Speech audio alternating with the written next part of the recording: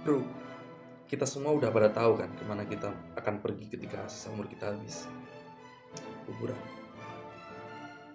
Suatu hari kita lahir dan suatu hari kita mati. Kita nggak bisa bilang dari mana kita berasal atau bagaimana kita datangnya. Tapi kita bisa tahu itu melalui beberapa pendekatan. Pendekatan agama, pendekatan pemikiran-pemikiran kita. Sebelum kita lanjut, ada satu hal penting yang ingin gue sampaikan. Konten ini bukan bermaksud untuk menggurui lu atau merasa gue paling pinter. Gue cuma pengen sharing aja, ngobrol-ngobrol santai bareng lo. Jadi jangan dianggap sebagai ajaran mutlak atau apa ya. Setiap orang punya pandangan dan pendapat sendiri. Jadi relax aja dan mari kita lanjutkan dengan diskusi yang santai dan terbuka. Oke? Peace. Pertanyaan apa arti hidup ngeganggu umat manusia sejak kita punya kesadaran. Sebagai manusia kita belum pernah bisa jawab pertanyaan ini secara objektif. Selalu dengan pendapat dan subjektif aja. Tapi banyak dari kita nyaman dengan pengertian dari berbagai ideologi dan setidaknya bisa ngeredain kecemasan kita. Dalam agama-agama yang berbeda ada dewa yang menciptai alam semesta. Naruh kita di dalamnya dan apa yang kita lakukan di bumi ini akan dipakai buat tentuin gimana kita habisin waktu kehidupan kita selanjutnya. Afterlife. Buat beberapa orang arti hidup itu cinta atas orang-orang yang disayang. Ada juga yang percaya kalau keberadaan hidup itu sendiri yang bikin hidup ini layak dijalani. Tapi buat kaum nihilis, no. Hidup itu nggak ada artinya. Semua tindakan, penderitaan, emosi, dan segala macamnya itu cuman masuk, satu hal yang nggak ada artinya. Ini namanya nihilisme, keyakinan pada ketiadaan. Di suatu titik dalam hidup kita, banyak dari kita pasti pernah dipenuhi pikiran nihilistik. Nah, biasanya ini terjadi pas kita mulai beranjak dewasa dan mulai akrab dengan realita. Akrab dengan realita. Ini fase dimana kita tumbuh dari keyakinan ortu kita, belajar hal-hal baru, dapetin pengalaman baru, dan bentuk pandangan kita sendiri tentang dunia. Dan biasanya semua pemikiran ini dimulai dari satu pertanyaan. Satu pertanyaan 3 huruf. Why? Pertanyaan ini bisa bikin segalanya terasa kayak pondasi keyakinan kita ini jadi licin. Misalnya, kenapa Tuhan yang kita sembah bisa beda? Kalau nyatanya Tuhan itu Esa. Kenapa Tuhan menciptakan satu konflik di mana ada peperangan dan lain sebagainya yang dimana membuat manusia itu menderita? Dari mana asalnya semua ini? Dari siapa? Nah terus tanyain aja dan akhirnya kamu bakal sampai di mana satu titik gak nemu jawaban lagi. Jadi kita sampai kepada satu titik yang namanya ketiadaan. Semua agama di dunia, semua penemu ilmiah mencari kebenaran. Tapi pertanyaan kenapa adalah satu pertanyaan yang masih belum bisa kita jawab. Dan bagi kaum nihilis, pada titik ini mereka sampai pada kesimpulan bahwa tidak ada kenapa. Tidak ada jawaban. Hanya ada kekosongan. Seperti yang ditulis oleh Alan Watts. Hidup hanyalah perjalanan dari ruang persalinan menuju ke krematorium. Lahir, dibakar. Maksudnya mati ya. Sangat amat meaningless. Sebenarnya sudah terlihat dari namanya. Istilah nihilisme itu berasal dari dua kata Latin. Yang pertama nihil yang artinya berarti tidak ada, dan isme yang berarti ideologi. Jadi ini adalah satu hal tentang ideologi ketiadaan. Tapi itu tidak benar-benar membantu kita untuk memahaminya secara menyeluruh. Biasanya orang-orang sering membingungkan nihilisme dengan pesimisme. Ya, padahal keduanya sangat berbeda. Sedangkan nihilis mereka tidak percaya pada apapun. Mereka tidak percaya kepada bahwa ada kejahatan. Begitu juga mereka nggak percaya bahwa ada kebaikan. Yang ada hanyalah realitas tanpa nilai. Dalam pikiran nihilis, dunia hanya ada begitu saja dan manusia menciptakan moralitas. Sehingga menciptakan kebaikan dan kejahatan. Mari kita ambil contoh metafora gelas terisi. Orang optimis bilang kalau lu harus melihat gelas itu setengah penuh. Sementara pesimis bilang kita itu harus melihat gelas itu setengah kosong. Nah, sedangkan nihilis mereka bilang buang aja gelas itu. Karena apa artinya jika penuh atau kosong? Penuh, kosong, baik, buruk semuanya tidak relevan. Kita semua akan mati ini. Jadi nihilis sering juga dibandingkan dengan beberapa filsafat lain seperti sinisme dan apati. Nihilisme di sisi lain adalah ide bahwa gak ada rencana besar atau tujuan. Manusia tercipta bukan untuk tujuan tertentu, gak ada yang bisa kita percaya. Dan karena itu gak ada makna. Nah, dari sini muncul paradoks nihilisme. Jadi kalau lu percaya pada ketiadaan, maka ketiadaan itu sendiri sesuatu yang lu percayai. Tapi kalau lu sekarang percaya pada sesuatu, percaya pada satu ketiadaan, berarti nggak ada lagi nihilisme. Karena nihilisme itu sendiri adalah kepercayaan bahwa tidak ada apa-apa. Nihilisme cukup berbeda dengan gagasan filosofis lainnya.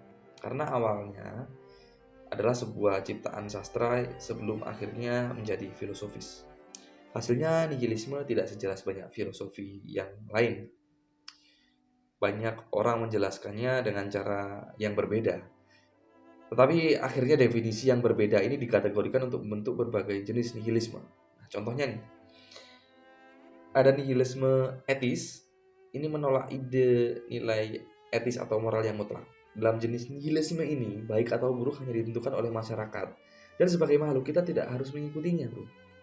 Kita nggak perlu mengikutinya, sehingga kita bisa mencapai kebebasan individu yang mutlak. Kita bisa melakukan apapun yang kita inginkan. Dan kemudian ada nihilisme eksistensial. Ini Sartre. Ya, ini adalah salah satu pemahaman bahwa hidup ini tidak memiliki nilai atau makna. Ini adalah jenis nihilisme yang paling populer dan yang telah kita bahas sebagian besar dalam video ini. Bagi para nihilis, keberadaan hal-hal seperti negara, badan agama, dan moralitas bersama adalah pelanggaran terhadap kebebasan kita sebagai individu. Jika kita tidak dapat melakukan apapun yang kita inginkan, apakah kita benar-benar bebas? Nihilisme mencoba menguliti semua nilai yang dibentuk oleh persepsi kita, sehingga sesuatu benar-benar menjadi apa adanya. Bro, jujur aja nih, nihilisme tuh gak gampang untuk dipahami. Kayak banyak filosofi lainnya. Banyak orang bedain dengan cara mereka sendiri, tapi akhirnya ada beberapa jenis nihilisme yang terbentuk.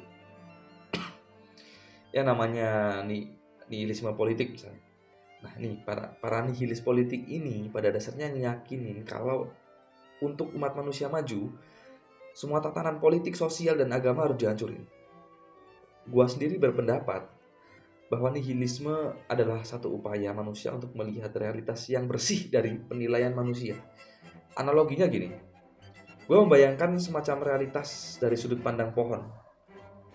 Pohon itu tumbuh aja gitu, jadi kalaupun mati ya udah. Tapi ada satu pertanyaan yang bikin banyak orang bingung. Jadi suatu hari di Reddit itu ada pertanyaan, kalau kamu harus memilih nyelamatin hewan peliharaan kamu atau orang asing, kamu milih yang mana? Banyak banget orang yang jawab hewan peliharaan mereka. Nah, pas ada yang nanyain kenapa mereka milih hewan peliharaan daripada manusia, ternyata gak ada yang bisa jawab. Mereka pada muter-muter ngomongnya, tapi pertanyaan kenapanya itu benar-benar gak ada yang bisa jawab. Nah, dari sinilah inti dari nihilisme. Kalau kita bisa jawab kenapa kita ngebatasin diri dengan aturan-aturan itu, kenapa kita pilih ngikutin? Mungkin karena kita takut banget sama ketidakjelasan eksistensial dan penderitaan emosional yang datang kalau kita nyadari kalau hidup itu nggak ada artinya. Bayangin sebentar, kalau hidup beneran nggak ada artinya dan semua yang kita lakuin itu nggak ada nilai, maka semua pencapaian ilmu pengetahuan, kecanggihan teknologi, eksplorasi angkasa, dan gerakan hak asasi manusia, lihat aja sejauh mana kita udah berkembang. Terus pikirin kalau semuanya itu cuma sia-sia dan cuma sekejap aja dalam skema gede semesta ini. Nah, tahu kalau pengalaman yang kita dapat semua naik turun yang kita hadapin di akhir itu semua sia-sia. Kita gak punya kewajiban buat ngertiin kekacauan realita, cuma buat ngakak aja. Coba lu bayangin Friedrich Nietzsche, ya filosofi yang ngelawan dan ngedukung nihilisme sekaligus dalam satu waktu. Dalam pandangannya gak ada struktur tatanan objektif dalam dunia kita kecuali yang kita ciptain sendiri. Dia pernah bilang setiap keyakinan yang dianggap benar itu sebenarnya pasti salah. Ya karena ada dunia yang benar-benar benar. Dia percaya kalau nihilisme bakal ngungkapin semua keyakinan dan kebenaran manusia sebagai cuman gejala mitologi barat yang rusak. Bro, nih Friedrich Nietzsche, filosof terkenal yang sering ngomong Tuhan sudah mati ini. Dia itu gak maksudin Tuhan dalam arti sebenarnya, dalam arti sesungguhannya. Dia ngomong secara metaforis tentang kekuatan yang dipegang oleh lembaga keagamaan pada masanya. Dan gimana orang-orang mulai mencari jalan mereka sendiri, mencari makna hidup sendiri, nolak apa yang jadi status waktu itu. Tapi terus di sisi lainnya Friedrich melawan nihilisme dengan ngomong kalau beberapa abad ke depan nihilisme bakal mengarahkan peradaban manusia menuju bencana kehancuran yang tinggal nunggu waktu buat meledak. Kayak sungai yang udah nyampe ujungnya kan, kalau kita lihat peradaban-peradaban yang paling merusak dalam sejarah manusia. Jelas, benar banget. Tradisi budaya yang udah lama, keyakinan, institusi agama, bahkan sistem keuangan, semuanya mulai hancur dan kehampaan mulai merayap. Bayangin aja kalau gak ada yang penting dan kita cuman kombinasi acak atom-atom yang sementara doang. Gimana kita bisa bilang bahwa hal-hal jahat kayak perbudakan, apartheid, dan perang nuklir itu buruk? Dan gimana kita bisa sebut Adolf Hitler secara objektif sebagai satu manusia terburuk yang pernah ada? Karena dia coba hapus budaya seluruhnya. Pada dasarnya kebanyakan dari kita memahami semua itu memang mengerikan. Pikirin juga agama nggak lagi ngatur apa yang dianggap benar dan salah cara moral. Orang-orang hapus keyakinan lama dan praktik budaya dan malah bikin jalur baru buat hidup mereka sendiri. Apapun yang mereka lakuin, seburuk apapun itu, ada penggemar fanatik yang membela dan bilang mereka punya hak buat ngelakuin apapun yang mereka mau. Dan sejujurnya kenapa ya juga enggak. Pertanyaannya susah banget dijawab. Nah bro, sekian dulu sharing-sharing kita hari ini dan kita akan lanjutkan lagi. Mungkin kita akan bahas tentang pemikiran yang lainnya. Thanks for watching.